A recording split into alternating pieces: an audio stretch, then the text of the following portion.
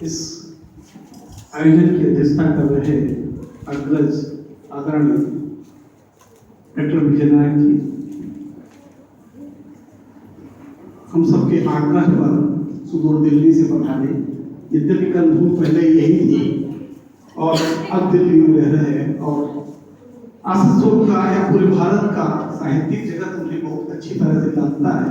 लेकिन छात्राओं को सूचित कर दूं कि आप प्रेमचंद की परंपरा के वास्तविक संवाहक से आज साक्षात्कार कर रहे हैं आदरणीय कथाकार संजीव दा। बहुत लंबा परिचय है, परिचय देने जाऊंगा तो मुझे सुन नहीं पाऊंगा। तो उसके पहले एक परिचय आपको मिल चुका है कि उनकी कुछ पुस्तकों से आपने साक्षात्कार किया है आदरणीय संजीव दा। और ये बड़े हर्ष की बात है, प्राय शिक्षण संस्थानों में काम होता नहीं है। शिक्षण संस्थानों में प्रोफेसर बुलाए जाते हैं क्योंकि उनसे अपने तमाम लाभ होते हैं, कोठियां फिट की जाती हैं और दूसरी चीजें होती हैं।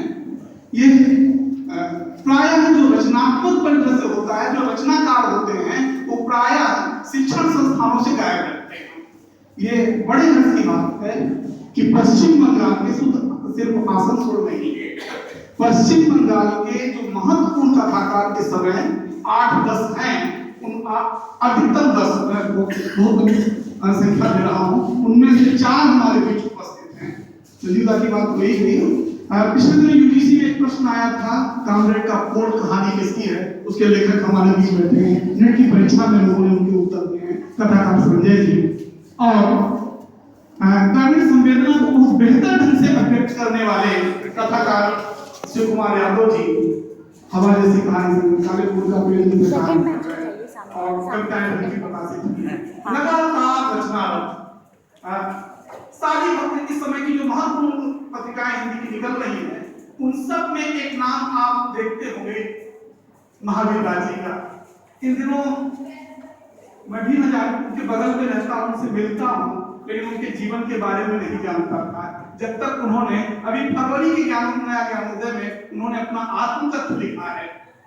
आप पढ़े और एक रचनाकार कैसे निर्मित होता है, कैसे उसकी निर्माण की क्या प्रक्रिया होती है, उसे बहुत बेहतर ढंग से जो है समझ पाएंगे। और सबसे बड़ी बात मित्रों कि ये चारों रचनाकार जो किसी प्रोफेसर से बड़े लेखक, बड़े जो समझदार व्यक्ति हैं, ये चारों साहित्य से सीधे साहित्य के छात्र नहीं है। मुझे बार बार याद आती है राजेंद्र यादव की उपंक्ति कि विश्वविद्यालयों के हिंदी विभाग या विश्वविद्यालय के साहित्यिक विभाग दरअसल साहित्य के अजायब घर होते हैं। वहाँ मुर्दों पर काम होता है, वहाँ जो है कि वो लोगों पर संरक्षित करके चीजें रखी जाती हैं। और सही वो अनुभव में भी देखा कि हम प्राध्यापक गण अपने समय से 50 साल पीछे होते हैं, क्योंकि हमारा पाठ्यक्रम 50 साल पीछे।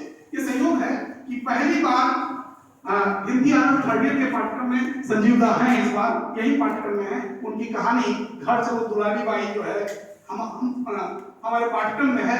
बहुत कम ऐसे रचनाकार मिलते हैं जो सामने साक्षात्कार जिनका हो, जीवित हो और उनकी रचनाएं जो है पाठ्यक्रम में हो। प्रायः 50 साल पीछे का साहित्य हमारे पाठ्यक्रम में रहता है। और जब पाठ्यक्रम पीछे रहता है तो हम अध्यापक क्यों मेहनत करें 50 साल आगे वालों पर आज पर बातचीत करने के लिए। हम तो वही 50 साल पहले, और उसमें बड़ी सहजता होती है कि तमाम आलोचक पहले बहुत कुछ लिख जाते हैं, हम उनको थोड़ा बहुत पढ़ लेते हैं और छात्रों के सामने उगल देते हैं। प्रायः इस तरह की स्थितियां अध्यापकों की भी हैं। हम भी इतना पैसा मिल जाता है कि पढ़ने लिखने का जरूरत, कोई आवश्यकता नहीं पड़ा इस तरह का पढ़ने। तो ऐसी स्थिति में हल्के संदर्भ में मैं कह रहा हूं, लेकिन वास्तव में मित्रों बहुत जरूरी है आज इस पर विचार करने की कि क्यों जहां से सबसे ज्यादा आवश्यक है कि साहित्यिक परिवेश का निर्माण हो, जिन शिक्षण संस्थानों से हो। और चलो दूसरे विषयों की बात छोड़ें, साहित्य के छात्र जो कम से कम किसी शहर में, मैं बांग्ला साहित्य, अंग्रेजी साहित्य और संस्कृत साहित्य और दूसरे तमाम भाषाओं के लोग भी हैं। और साहित्य में भाषा अक्सर से कहा करते हैं कि साहित्य में भाषा गौड़ हो जाती है, मूल बात है जो हम सत्य जो कहना चाहते हैं। हिंदी साहित्य के पढ़ने वाले जो परीक्षा दे रहे हैं, जो लिख रहे हैं, इस समय कम से कम 1000 लोग हर समय हैं, इस समय हैं। लेकिन उनमें से कितने लोग वास्तव में साहित्यिक परिवेश के निर्माण में भी भूमिका अदा कर रहे हैं, कितने सही पाठ्यक्रम के इतर कितना पढ़ रहे हैं और किस तरह से, और पढ़ भी रहे हैं तो उसकी चर्चा आपस में कितना कर रहे हैं परीक्षा में लिखने के अलावा। ये बहुत जरूरी है, बातें बहुत की जा सकती है लेकिन मैं अपने को रोक रहा हूँ। आओ मिलकर के, और विशेष रूप से मिलकर के क्या आज संजीवदा से हमें मूलतः सुनना है कि कैसे हम क्या करें। वे मास्टर जी कहे जाते हैं इस इलाके में मूलतः, और जब तक वे संयोग ये है कि जब वे मैं यहाँ आया तो संजीवदा दिल्ली चले गए।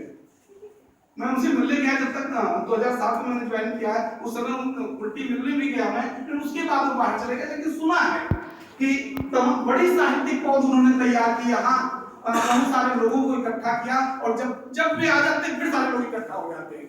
ये सारे लोग इकट्ठा हैं क्यों, मेरा श्रेय नहीं है, दरअसल संजीवदा की बात है, इसलिए सारे रचनाकार मूलतः आए, मैं भी हूँ लेकिन मूलतः। तो कैसे ये किया जाए संजीवदा से और इन सारे रचनाकारों से हमें समझना है, बड़ी इच्छा है मेरे अंदर कम से कम और मेरे छात्रों के अंदर भी, और ये एक परिवेश का निर्माण हो, शिक्षण संस्थानों में हो, बाहर भी हो। शिक्षण संस्थान कोई अलग से टापू नहीं है, वो इसी समाज के अंग है, और साहित्य कोई अलग से साहित्य का तात्पर्य जब तक पूरी संस्कृत पर विचार नहीं होगा केवल साहित्य पर विचार करने का कोई मतलब नहीं है। तो फिलहाल मिल करके और विशेष रूप से रचनाकारों से हम उनकी रचना प्रक्रिया को समझते हुए आगे जानना चाहेंगे कि कैसे हम क्या करें, हमारे अंदर इच्छा है हम क्या करें कि एक बेहतर साहित्यिक परिवेश का निर्माण कर सकें। आप सभी साथी प्राध्यापक बंधु, गवेषक परिषद के तमाम सदस्य और पूर्व छात्राएं हमारी तमाम हैं, वर्तमान छात्र हैं, हम सब बड़ी लालसा के साथ आपकी ओर देख रहे हैं। बस इतनी ही बात है।